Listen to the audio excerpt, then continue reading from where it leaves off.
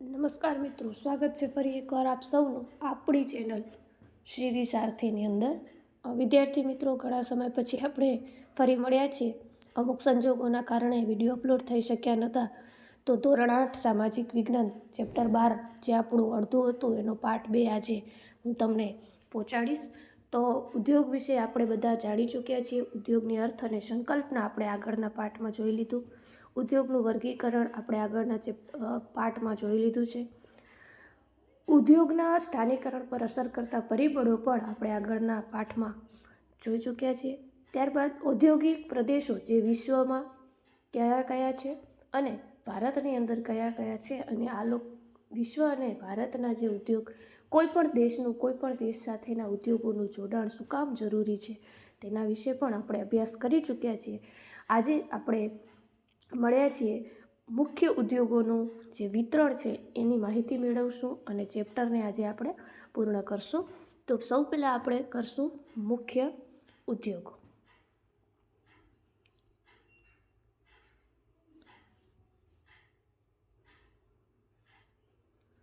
તો મુખ્ય ઉદ્યોગોમાં મિત્રો, વિશ્વના મુખ્ય ઉદ્યોગોમાં લોખંડ પોલાદ ઉદ્યોગ, સુતરાઉ કાપડ ઉદ્યોગ, ઇલેક્ટ્રોનિક્સ ઉદ્યોગ અને ઇન્ફોર્મેશન ટેકનોલોજી, જેને આપણે આઈટી પણ કહીએ છીએ, અને ગુજરાતીમાં જેને માહિતી તકનીકી ઉદ્યોગ પણ કહેવામાં આવે છે. મિત્રો, આ બેઠો સવાલ તમને પરીક્ષાની અંદર પૂછાય છે કે વિશ્વના અથવા તો જૂનામાં જૂના ઉદ્યોગો કયા છે? તો તે છે લોખંડ પોલાદ ઉદ્યોગ અને સુતરાઉ કાપડ ઉદ્યોગ. આ સૌથી જૂના ઉદ્યોગો છે. અને તમને અત્યારે એ પણ સવાલ પૂછાય છે કે અત્યારે નવા પ્રકારનો વિકસતો ઉદ્યોગ કયો છે? તો આપણને ખબર હોવી જોઈએ કે માહિતી તકનીકી ઉદ્યોગ. આ બે સવાલ બેઠા પૂછાય છે કે ખૂબ જૂના સમયના ઉદ્યોગો કયા છે? તો લોખંડ પોલાદ ઉદ્યોગ છે. અને અત્યારે નવા પ્રકારનો વિકસતો ઉદ્યોગ કયો છે? તો તે છે તકનીકી ઉદ્યોગ, માહિતી તકનીકી ઉદ્યોગ, આઈટી, ઇન્ફોર્મેશન ટેકનોલોજી. ત્યારબાદ વિદ્યાર્થી મિત્રો, લોખંડ પોલાદ ઉદ્યોગ તમને જો નકશામાં દર્શાવવામાં આવે છે અને તમને વિશ્વનો નકશો પૂછાય છે અને તેમાં તમને લોખંડ પોલાદ ઉદ્યોગ દર્શાવવાનું કહે છે કે વિશ્વના કોઈ એક રાષ્ટ્રનો લોખંડ પોલાદ ઉદ્યોગનો દર્શાવો, તો તમે જર્મની, સંયુક્ત રાષ્ટ્ર અમેરિકા, ચીન અને જાપાન તેમજ રશિયા દર્શાવી શકો છો. ત્યાં તમે લોખંડ પોલાદ ઉદ્યોગની દર્શાવી શકો છો. તો લોખંડ પોલાદ ઉદ્યોગ છે એ જર્મની, સંયુક્ત રાજ્ય અમેરિકા, ચીન, જાપાન અને રશિયામાં આવેલ છે મુખ્ય ઉદ્યોગો. ત્યારબાદ તમને કાપડ ઉદ્યોગનો પૂછે અને વિશ્વના નકશાની અંદર તમને દર્શાવવાનું હોય કાપડ ઉદ્યોગ વિશે, તો તમે ભારતમાં દર્શાવી શકો છો, હોંગકોંગમાં દર્શાવી શકો છો, દક્ષિણ કોરિયા, જાપાન અને તાઇવાન આ જે છે એ કાપડ ઉદ્યોગના મુખ્ય કેન્દ્રો છે. ત્યારબાદ તમને ઇન્ફોર્મેશન ટેકનોલોજી ઉદ્યોગનું મુખ્ય કેન્દ્ર પૂછે તો બે છે. તમને વિશ્વની અંદર પૂછે તો આવે છે કેલિફોર્નિયાના સિલિકોન વેલીમાં અને ભારતના બેંગ્લોરમાં. ભારતમાં દર્શાવવાનું કહે છે તો બેંગ્લોર દર્શાવવાનું છે, અને જો વિશ્વમાં દર્શાવવાનું કહે છે તો આવે છે કેલિફોર્નિયા સિલિકોન વેલીમાં. તો વિદ્યાર્થી મિત્રો, આપણે આગળનો જે ભાગ છે એ લઈ લઈએ, જેનું નામ છે લોખંડ પોલાદ ઉદ્યોગ. બરાબર. તો લોખંડ પોલાદ ઉદ્યોગ છે વિદ્યાર્થી મિત્રો, એ તમને આવી રીતે ટૂંક નોંધમાં પૂછાતું હોય છે. બરાબર. તો આશા રાખું છું કે તમને ગમશે. ચાલો, તો આપણે શરૂ કરશું લોખંડ પોલાદ ઉદ્યોગ.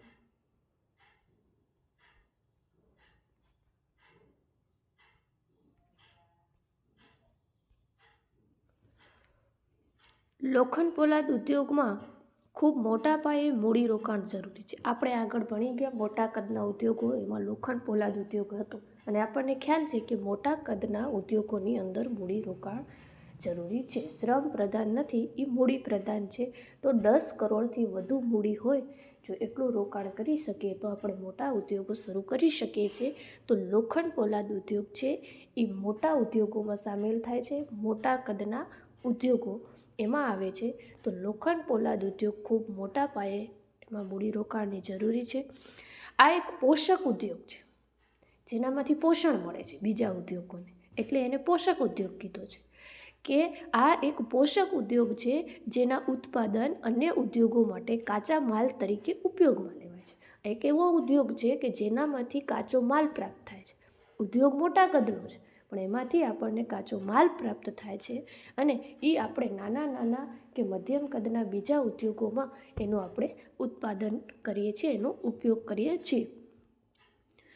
ઉદ્યોગો મોટા રોકાણ તરીકે શ્રમ, મૂડી, સ્થાન અને અન્ય માળખાગત સુવિધાઓની સાથે સાથે લો અયસ્ક, કોલસા અને ચૂનાના પથ્થરનો કાચા માલ તરીકે સમાવેશ થાય છે. હવે આવા ઉદ્યોગોમાં રોકાણ, તો તમે રોકાણની અંદર તમારી પાસે શ્રમ હોય, એટલે તમારી આજુબાજુ તમને શ્રમિકો મળી રહેતા હોય, મૂડી હોય, સ્થાન મળી જાય, જ્યાં ઉદ્યોગ શરૂ કરવાનો છે ત્યાં સ્થાન હોય, બરાબર. આજુબાજુ જે માળખાગત જે મેઇન સુવિધાઓ છે, જરૂરી સુવિધાઓ છે, એ મળી જાય તો તમે ઉદ્યોગ શરૂ કરી શકો. પણ આ ઉદ્યોગની અંદર સાથે સાથે લો અયસ્ક, કોલસા અને ચૂનાનો પથ્થર છે એ પણ મળવો જોઈએ કાચા માલ તરીકે. લો અયસ્કથી પોલાદ નિર્માણની પ્રક્રિયામાં અનેક તબક્કાઓનો સમાવેશ થાય છે. હવે આ લોખંડ પોલાદ ઉદ્યોગ છે, લો અયસ્ક એટલે લોખંડ. આ લોખંડ જે છે એ લોખંડમાંથી આપણે પોલાદનું નિર્માણ કરીએ છીએ. તો એ અલગ અલગ તબક્કાઓમાં આપણે એને પ્રક્રિયા કરીએ છીએ અને પછી એનું નિર્માણ થાય છે. તો આ કાચા માલને ભઠ્ઠીમાં રાખી અને એને ઓગાળવામાં આવે છે. આ બધી વસ્તુઓ છે, લો અયસ્ક, ચૂનાનો પથ્થર છે, કોલસો છે, આ બધાને આપણે પોલાદ બનાવવા માટે ભેગું કરીએ છીએ. લોખંડ, ચૂનાનો પથ્થર, કોલસો, આ બધું ભેગું કરી એને એક ભઠ્ઠીની અંદર છે એ ઓગાળવામાં આવે છે. ત્યારબાદ તે શુદ્ધ થાય છે, બરાબર. પછી ભઠ્ઠીમાંથી આપણે એને પીગળાવી, ઓગાળી અને પછી એને શુદ્ધ કરીએ છીએ. ને એમાંથી જે પ્રાપ્ત ઉત્પાદન થાય છે, એમાંથી જે વસ્તુ બને છે એને આપણે પોલાદ કહીએ છીએ, જે અન્ય ઉદ્યોગોમાં કાચા માલ સ્વરૂપે ઉપયોગમાં અને પછી એ પોલાદ છે એ બીજા ઉદ્યોગોમાં કાચો માલ થઈને જાય છે. પોલાદ એ નક્કર હોય છે અને તેને આસાનીથી કાપી અને આકાર પણ આપી શકાય. પોલાદ છે એ કઠણ વસ્તુ નથી, એ નક્કર છે, બરાબર. એટલે ફોફલું છે. બહારથી કઠણ દેખાશે, અંદર તમે એને તોડી નાખશો તો અંદર કાંઈ હશે નહીં, એટલે ફોફલું છે. અને તેને તમે આસાનીથી કાપી પણ શકો છો અને તેમાંથી ઝીણા જાડા તાર પણ બનાવી શકો છો. એલ્યુમિનિયમ, નિકલ, તાંબુ આવી જે અન્ય ધાતુઓ છે એમાં તમે થોડા થોડા પ્રમાણમાં પોલાદ ભેળવી અને તેને મિશ્ર ધાતુ પણ બનાવી શકો છો, બરાબર. એટલે પોલાદ બીજી કઈ ધાતુઓ સાથે મિશ્ર પામે છે તો એલ્યુમિનિયમ, નિકલ, તાંબુ આવી અન્ય ધાતુઓ છે એની સાથે પોલાદને ભેળવી દેવામાં આવે છે અને ત્યારબાદ તેને મિશ્ર ધાતુ તરીકે ઉપયોગમાં લેવાય છે. મિશ્ર ધાતુ પોલાદને ખૂબ સખત, મજબૂત અને પ્રતિરોધક ક્ષમતા પૂરી પાડે છે. હવે આ મિશ્ર થઈ જાય એલ્યુમિનિયમ, તાંબુ એની સાથે, પછી આ પોલાદ છે એ એકદમ મજબૂત અને કઠણ, સખત બની જાય છે. સખત એટલે કઠણ બની જાય છે.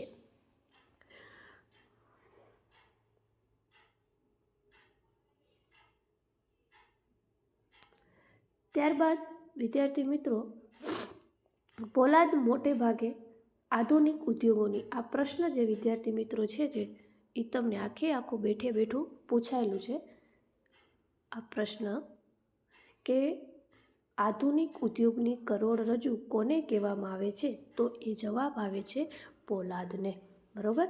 તો પોલાદ મોટા ભાગે આધુનિક ઉદ્યોગોની કરોડરજ્જુ કહેવાય છે.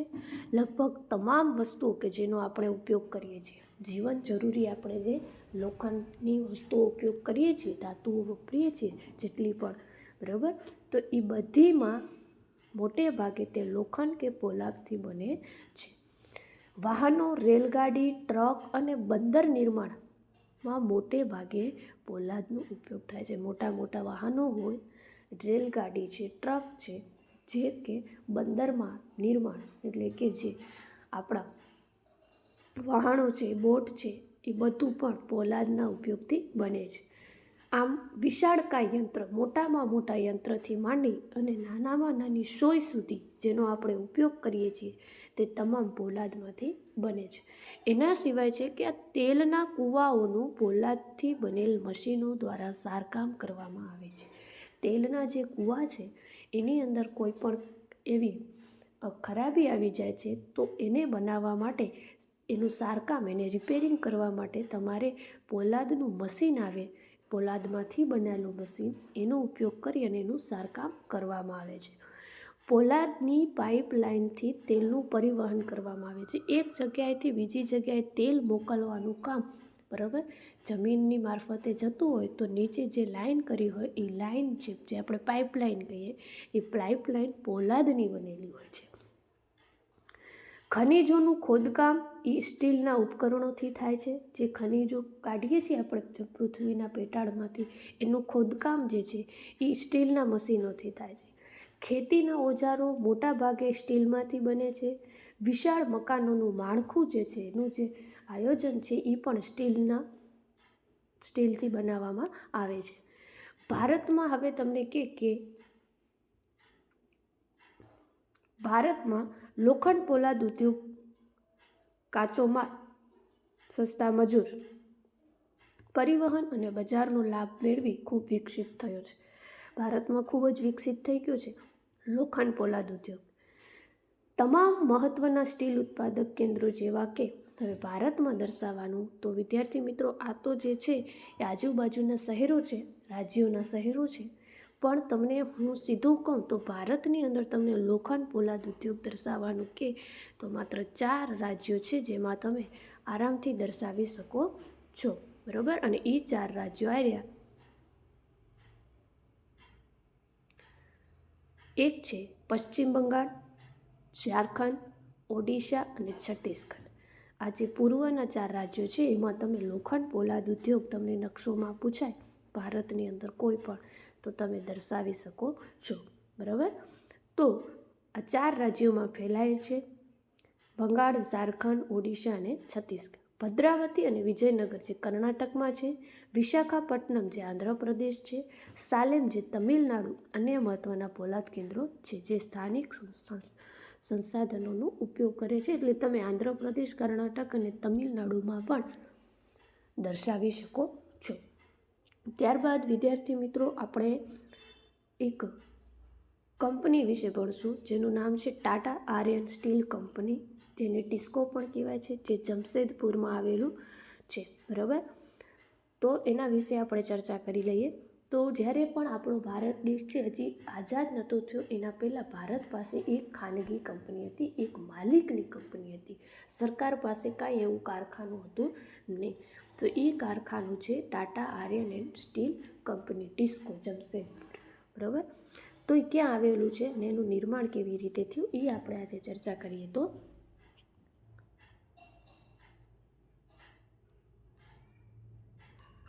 ઈસવીસન 1947 પહેલાં ભારતમાં ફક્ત એક સ્ટીલનું કારખાનું હતું, Tata Iron and Steel Company Limited. આ ખાનગી માલિકીનું હતું, કોઈ એક માલિકનું હતું, આ સરકારનું નહોતું. સ્વતંત્રતા પછી સરકારે આ કાર્ય પોતાના હાથમાં લીધું અને ઘણા બધા લોખંડ પોલાદના કારખાના શરૂ કર્યા. હવે ઝારખંડમાં સુવર્ણરેખા અને ખરકઈ નદીઓનો જ્યાં સંગમ છે એની નજીકમાં સાકચી એટલે હાલ જમશેદપુર તરીકે ઓળખાય છે, ત્યાં કને સરકારે ઈસવીસન 1907માં ટિસ્કોની શરૂઆત કરી હતી, બરાબર. કઈ નદીઓ છે તો કે ઝારખંડ પાસે જે સુવર્ણરેખા અને ખરકઈ નદીનો સંગમ થાય છે ત્યાં જમશેદપુરમાં ઈસવીસન 1907માં આ ટિસ્કોની શરૂઆત કરવામાં આવી હતી. હવે ઈસવીસન 1912થી સ્ટીલનું તેમાં ઉત્પાદન શરૂ કરવામાં આવ્યું. આ કંપનીમાં સ્ટીલનું ઉત્પાદન શરૂ થયું. સાકચીને એટલે કે જમશેદપુરને અનેક કારણોથી સ્ટીલ કારખાનું સ્થાપવા માટે પસંદ કરાયેલું. હવે જમશેદપુરને જ સ્ટીલનું કારખાનું બનાવવા માટે ત્યાં જ સ્ટીલનું કારખાનું બનાવવાનું શું કામ વિચાર કર્યો તો ત્યાં કને બંગાળ અને નાગપુર રેલમાર્ગ છે તે કાળી માટીનું જ્યાંથી કાળી માટીની ખાણ છે ત્યાંથી તેનું સ્ટેશન માત્ર 32 કિમી દૂર હતું. એટલે કાળી માટી ત્યાંથી મળી શકે બંગાળ અને નાગપુર રેલવે માર્ગ પરથી એટલે નક્કી કર્યું હતું. લોહસ્ક કોલસા અને મેંગેનીઝ ખાણો ઉપરાંત કોલકાતાની નજીક પણ હતું. આ ક્ષેત્રની બાજુમાં લોહસ્ક કોલસા અને મેંગેનીઝની ખાણો મળી આવતી હતી, જે આ ઉદ્યોગમાં મદદરૂપ થાય એવી હતી. અને બાજુમાં કોલકાતા જેવો મોટો શહેર હતો, જ્યાં વિશાળ બજાર ઉપલબ્ધ હતું, એટલે ત્યાંથી ઉત્પાદન છે તેને બજાર સુધી પહોંચાડી શકાય. ટિસ્કોને ઝરિયા ક્ષેત્રમાંથી કોલસો અને ઓડિશા તથા છત્તીસગઢમાંથી લોહ અશ્ક, જૂના પથ્થર, ડોલોમાઇટ અને મેંગેનીઝ પ્રાપ્ત થયા. બરાબર. હવે ઝરિયા ક્ષેત્ર છે અહીંયાથી આ ટિસ્કો કંપનીને શું મળતું, તો કે ઝરિયામાંથી કોલસો મળતો, ઓડિશા અને છત્તીસગઢમાંથી લોહ અશ્ક અને જૂના પથ્થર ડોલોમાઇટ મળતા અને મેંગેનીઝ મળતું. ખરકઈ અને સુવર્ણરેખા નદી છે અહીંયાથી પર્યાપ્ત જળ જથ્થો પ્રાપ્ત થઈ જતો, જે આપણે આગળ ભણ્યા કે ઉદ્યોગના સ્થાનિકરણના પરિબળો તે આ બધા જ હતા, એટલે ત્યાં કને આ કંપનીને શરૂ કરવામાં આવી હતી. અને અહીંયા સરકારી પ્રોત્સાહનોથી એને પર્યાપ્ત મૂડી પ્રાપ્ત થઈ છે. ભારતમાં લોખંડ પોલાદ ઉદ્યોગના વિકાસથી ઝડપી ઔદ્યોગિક વિકાસ શરૂ થયો અને ભારતીય ઉદ્યોગોના લગભગ તમામ ક્ષેત્રો મોટે ભાગે પોતાના આધારભૂત માળખાગત સુવિધા માટે લોખંડ પોલાદ ઉદ્યોગ ઉપર નિર્ભર છે. ભારતીય લોખંડ પોલાદ ઉદ્યોગ બૃહદ સંચાલિત પોલાદ કારખાના સાથે લઘુ પોલાદ કારખાનાનો પણ સમાવેશ થાય છે. તેમાં દ્વિતીય ઉત્પાદન, રોલિંગ કારખાના અને સહાયક ઉદ્યોગનો પણ સમાવેશ થાય છે. વિદ્યાર્થી મિત્રો, ત્યારબાદ જે છે પિટ્સબર્ગ, બરાબર. તો આ એક સંયુક્ત રાજ્ય અમેરિકાનું એક લોખંડ પોલાદ ઉદ્યોગનું નગર છે. આ ઉદ્યોગને સ્થાનિક સુવિધાઓ ઉપલબ્ધ છે. ત્યાં કાચો માલ જેમ કે કોલસા એ પિટ્સબર્ગમાં જ ઉપલબ્ધ છે, જ્યારે લોહસ્ક એને મિનીસોટાની લોખંડની ખાણોમાંથી મળે છે. અને આ ખાણો પિટ્સબર્ગની વચ્ચે જળ પરિવહનના શ્રેષ્ઠ માર્ગ છે. ગ્રેટ લેક્સ જળમાર્ગ આવે છે. આ એશિયાના નૌકા પરિવહન માટે સસ્તો જળમાર્ગ છે. એટલે ઓહિયો, મોનોગેલા અને હેલ્થની નદીઓ દ્વારા પૂરતા પ્રમાણમાં જળ જથ્થો પણ પ્રાપ્ત થાય છે. જે પિટ્સબર્ગ છે એ અમેરિકામાં આવેલું છે અને ટિસ્કો છે એ ભારતનું છે. તો પિટ્સબર્ગમાં ખૂબ મોટા લોખંડ પોલાદના કારખાના છે. આ કારખાના પિટ્સબર્ગની ઉપર મોનાગેલા અને હેલ્થની નદીની ખીણોમાં તથા પિટ્સબર્ગની ઉપર નીચે ઓહિયો નદીના કિનારે આવેલા છે. શુદ્ધ પોલાદ સ્થળ અને જળ બંને માર્ગો દ્વારા બજારમાં મોકલવામાં આવે છે. ત્યારબાદ આપણે વિદ્યાર્થી મિત્રો જે ભણવાના છીએ એ છે સુતરાઉ કાપડ. ઓકે.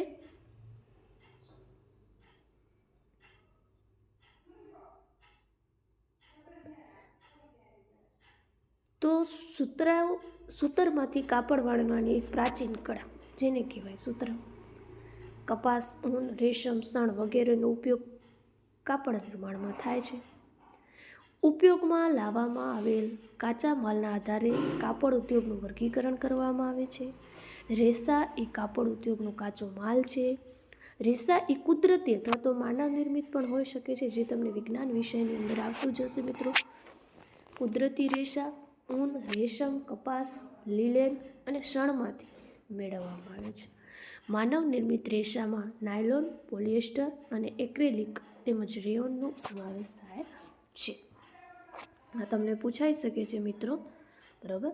તો તમારે યાદ રાખવાનું છે.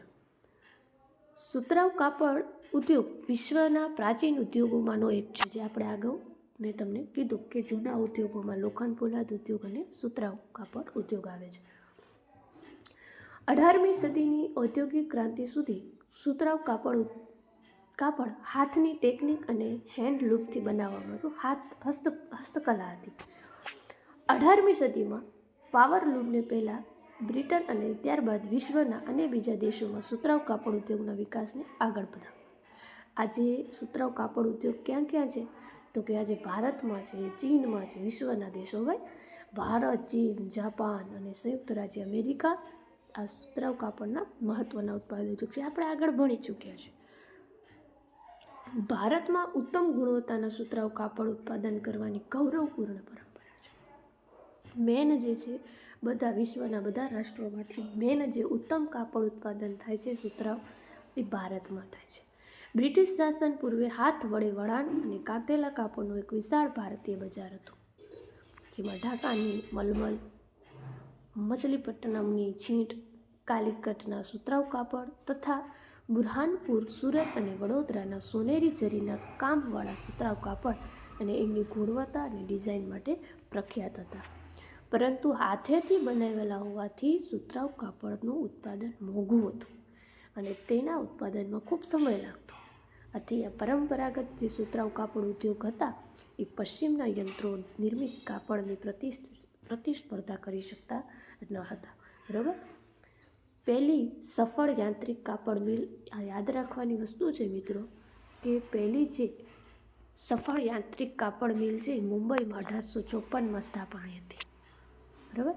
ગરમ અને ભેજવાળી આબોહવા, આયાત માટે બંદર એટલે કે મોકલવા માટે, કાચા માલની ઉપલબ્ધતા પણ હતી મુંબઈ પાસે, કુશળ મજૂરો હતા, એટલે આ પ્રદેશમાં આ ઉદ્યોગનો વિકાસ થયો.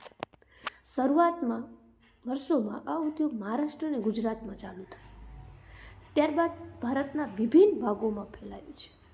કોઇમ્બતુર, કાનપુર, ચેન્નઈ, અમદાવાદ, મુંબઈ, કોલકાતા, લુધિયાણા, પુડુચેરી અને પાણીપત, બધી જગ્યાએ. હવે વિદ્યાર્થી મિત્રો, ત્યારબાદ છે આપણું અમદાવાદ. તો આ તમને પૂછાઈ શકે, ગુજરાતનું છે એટલે, બરાબર. તો ગુજરાતમાં સાબરમતી નદીના કિનારા પર અમદાવાદ આવેલ છે. તમને પૂછે કે સાબરમતી નદીના કિનારે કયું શહેર આવેલું છે, તો આપણું અમદાવાદ. બરાબર.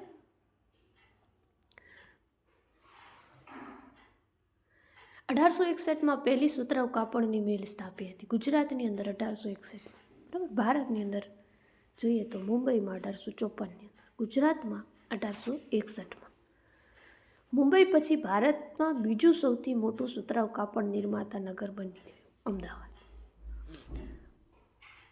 અમદાવાદને ભારતનું માન્ચેસ્ટર પણ કહે છે. યાદ રાખવાનું છે વિદ્યાર્થી મિત્રો, ખાસ યાદ રાખવાનું. ઘણા બધી પરીક્ષાઓમાં, તો તમારી સ્કૂલ પરીક્ષા સિવાયની જે અધર પરીક્ષાઓ આવે છે તેમાંય આવા પ્રશ્નો હોય છે કે ભારતનું જે છે અથવા તો અમદાવાદને ભારતનું માન્ચેસ્ટર કોને કહેવામાં આવે છે, તો આપણું અમદાવાદ.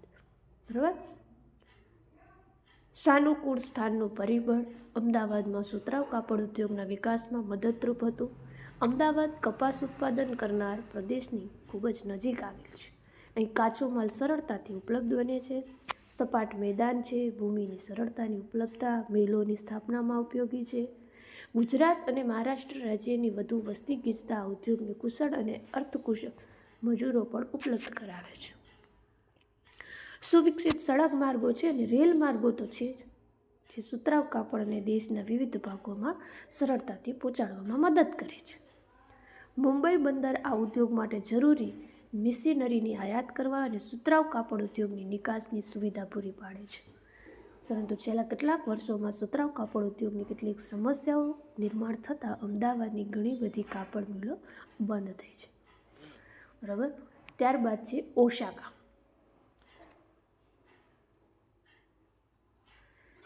તો આ એક જાપાનનું કાપડ ઉત્પાદન કેન્દ્ર છે, જે જાપાનના માન્ચેસ્ટરના નામે ઓળખાય છે. અમદાવાદ ગુજરાતનું માન્ચેસ્ટર, જાપાનનું માન્ચેસ્ટર છે ઓસાકા. ઓસાકામાં સુતરાઉ કાપડ ઉદ્યોગનો વિકાસ અનેક ભૌગોલિક કારણોથી થયો છે. ઓસાકાની ચારે બાજુના વિશાળ મેદાનો સુતરાઉ કાપડ મિલોના વિકાસ માટે આસાનીથી જમીનની ઉપલબ્ધતા સુનિશ્ચિત કરે છે. ગરમ ભેજવાળી આબોહવા, વણાટ અને કાતણ માટે બહુ ઉપયોગી છે. યોળો નદી મિલો માટે પૂરતા પ્રમાણમાં જળ ઉપલબ્ધ કરાવે છે. મજૂરો સરળતાથી ઉપલબ્ધ છે. બંદરની ભૌગોલિક સ્થિતિ કપાસને આયાત કરવા અને કાપડની નિકાસની સુવિધા ઉપલબ્ધ કરાવે છે. ઓશોકોના કાપડ ઉદ્યોગ સંપૂર્ણપણે આયાતી કાચા માલ પર આધારિત છે. ઇજિપ્ત, ભારત, ચીન અને યુએસએથી આયાત કરવામાં આવે છે. તેનું ઉત્પાદન મોટેભાગે નિકાસ કરવામાં આવે છે અને ઊંચી ગુણવત્તા અને ઓછા મૂલ્યના કારણે એક સારું બજાર પ્રાપ્ત થાય છે. જાપાનનું એક મહત્વપૂર્ણ ઉદ્યોગ કેન્દ્ર ગણાય છે, પરંતુ તાજેતરમાં ઓસાકાના સુતરાઉ કાપડ ઉદ્યોગનું સ્થાન અન્ય ઉદ્યોગ જેવા કે લોખંડ પોલાદ, મિશનરી, જહાજ ઉદ્યોગ, ઓટોમોબાઈલ, વિદ્યુત ઉપકરણ, સિમેન્ટ ઉદ્યોગ એણે લઈ લીધું છે. ત્યારબાદ વિદ્યાર્થી મિત્રો, આપણે હવે જે ભણશું એ છે આપણું માહિતી તકનીકી. બરાબર. કલ્પના કરો કે જો કંપની કાર્ય દિવસમાં 24 કલાક સંચાલિત રહે તો કેટલું કામ સંપાદિત કરી શકાય. તમને ખબર જ છે કંપનીઓ છે 24 કલાક ચાલુ હોય છે, એ કોઈ સવારથી કરીને સાંજે હોય ને પછી બંધ નથી થઈ જતી, બરાબર. સંયુક્ત રાજ્ય અમેરિકા અને બેંગ્લોર જે ભારતની કેટલીક સોફ્ટવેર કંપનીઓ આવું કરવા માટે કરાર કર્યા છે.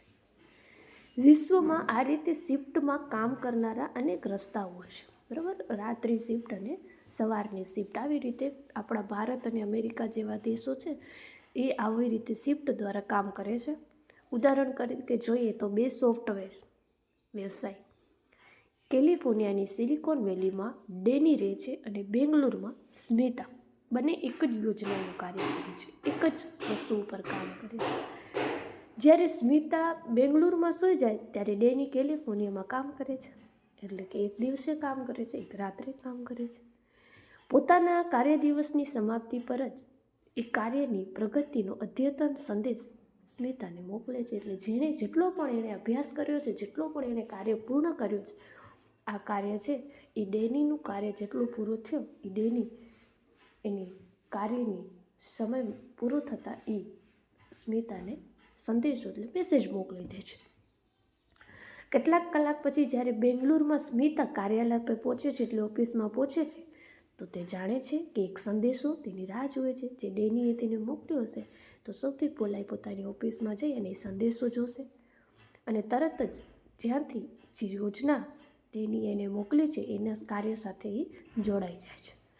પોતાના કાર્ય દિવસની સમાપ્તિ બાદ તે પોતાના કાર્યના પરિણામ પુનઃ કેલિફોર્નિયા મોકલે છે. એટલે એને જે યોજનાનું કાર્ય આવ્યું હતું એ કાર્ય પૂર્ણ કરી અને પાછો સંદેશો એ કેલિફોર્નિયા ડેનીને મોકલે છે, સ્મિતા મોકલે છે. આ પ્રકારે સંવાદ અને કાર્ય સાથે સાથે થાય છે. માનો કે બંને કાર્યાલયમાં એક સાથે બેઠા છે, બરાબર. બંનેની શિફ્ટ અલગ અલગ છે, છતાં પણ આજે સંદેશા વ્યવહારના માધ્યમથી જે સંવાદ થાય છે તો એવું લાગે છે કે કાર્ય એક સાથે થઈ રહ્યું છે. માહિતી તકનીકી ઉદ્યોગ માહિતીના સંગ્રહમાં, પ્રક્રિયા અને વિતરણને વ્યવહારમાં લાવે છે. ઇન્ફોર્મેશન ટેકનોલોજી, બરાબર. વર્તમાનમાં આ ઉદ્યોગ વૈશ્વિક બની ગયો છે, આખા વિશ્વમાં ચાલી રહ્યું છે. ટેકનોલોજી, રાજનીતિ, સામાજિક આર્થિક પરિવર્તનને કારણે આવું શક્ય બન્યું છે. મુખ્ય પરિબળો જે આ ઉદ્યોગના ભૌગોલિક સ્થાનને નક્કી કરે છે તે સંશોધનની ઉપલબ્ધતા, ખર્ચ અને માળખું છે. માહિતી ટેકનોલોજી ઉદ્યોગની મુખ્ય ધરી કેલિફોર્નિયાના સિલિકોન વેલી અને ભારતના બેંગ્લુરુમાં છે. હવે બેંગ્લુરુ છે એ દખણના ઉચ્ચ પ્રદેશ પર છે, જ્યાંથી એનું નામ સિલિકોન ઉચ્ચ પ્રદેશ પડ્યું. આ શહેર વર્ષભરમાં સમગાત આબોહવા માટે જગપ્રસિદ્ધ છે. સિલિકોન વેલી સાન્તાક્લોઝ ખીણનો એક ભાગ છે જે ઉત્તર અમેરિકામાં રોકીઝ પર્વતમાળાની નજીક આવેલું છે. આ ક્ષેત્રની આબોહવા સમશીતોષ્ણ છે, જ્યાં ક્યારેક તાપમાન 0°C નીચે જાય છે અને સિલિકોન ઉચ્ચ પ્રદેશ બેંગ્લુરુ અને સિલિકોન વેલી કેલિફોર્નિયાના ભૌગોલિક સ્થાનનો લાભ અહીં દર્શાવ્યો છે. આમ આપણે આ બંને શહેરો વચ્ચેની સમાનતા જોઈ શકીએ છીએ. હવે ભારતના મહાનગરીય કેન્દ્રમાં અન્ય ઉભરાતા માહિતી ટેકનોલોજીના નાભિક કેન્દ્ર છે મુંબઈ, ભારતની અંદર, નવી દિલ્હી, હૈદરાબાદ, ચેન્નઈ અને અન્ય સ્થાન જેવા કે ગુડગાંવ, પુણે, તિરુવનંતપુરમ, કોચીન અને ચંડીગઢ જે માહિતી ટેકનોલોજી ઉદ્યોગ માટે મહત્ત્વના કેન્દ્રો છે. આશા રાખું છું વિદ્યાર્થી મિત્રો કે તમને આ બાબત એકદમ સરળતાથી સમજાઈ ગઈ હશે. સ્વાધ્યાય પણ બહુ ઇઝી છે, તમે આસાનીથી આ સ્વાધ્યાય કાર્યનો જવાબ આપી શકો છો. આપણે બધું જ સોલ્વ કર્યું છે. ઉદ્યોગ શબ્દનો અર્થ, કયા કયા પરિબળો છે, સ્થાનીકરણ પર કયો ઉદ્યોગ આધુનિક ઉદ્યોગ છે, એની કરોડરજ્જુ ગણાય છે. કપાસ ઉદ્યોગ મુંબઈમાં ઝડપથી શું કામ વિકસ્યો છે. બેંગ્લુરુ અને કેલિફોર્નિયાની માહિતી ટેકનોલોજી ઉદ્યોગ વચ્ચેની સમાનતા જે હાલ જ આપણે અહીંયા કને જોઈ છે, બરાબર. ત્યારબાદ સિલિકોન વેલી ક્યાં આવેલું છે, તો એ આવેલું છે આપણે કેલિફોર્નિયામાં. પછી નીચેનામાંથી વિકસતો ઉદ્યોગ કયો છે, તો વિકસતો ઉદ્યોગ માહિતી ટેકનોલોજી છે અને જૂનો ઉદ્યોગ લોખંડ પોલાદ ઉદ્યોગ અને સુતરાઉ કાપડ, જે બે અલગ અલગ આપેલા છે. તો આપણે ખબર જ પડી જાય કે માહિતી ટેકનોલોજી નીચેનામાંથી કયા પ્રાકૃતિક રેસા છે, તો એક્રેલિક છે એ પ્રાકૃતિક રેસા છે, બરાબર. શણ છે એ ત્યારબાદ તફાવત છે ખેતી આધારિત અને ખનિજ આધારિત ઉદ્યોગ, જે પણ આપણે આગળ ભણી ચૂક્યા છે. સાર્વજનિક ક્ષેત્ર અને સંયુક્ત ક્ષેત્ર વિશે પણ, બરાબર. કાચો માલ ક્યાંથી મળે છે એ 2 જગ્યાઓ. કૃષિ આધારિત ઉદ્યોગોમાં 2 ઉદાહરણ આપો અને સહકારી ઉદ્યોગ. તો ઇઝીથી તમે હવે આ સોલ્વ કરી શકો છો. આશા રાખું છું કે તમને મારી આ મેથડ ગમી હશે. જો તમને મારી આ મેથડ ભણાવવાની ગમી છે તો તમે ચોક્કસથી મને જણાવજો અને આપણી ચેનલને વધુમાં વધુ શેર કરો અને સબસ્ક્રાઈબ કરો. જય હિન્દ, જય ભારત. ફરી મળશું નવા વિડીયો સાથે. ત્યાર સુધી ધન્યવાદ.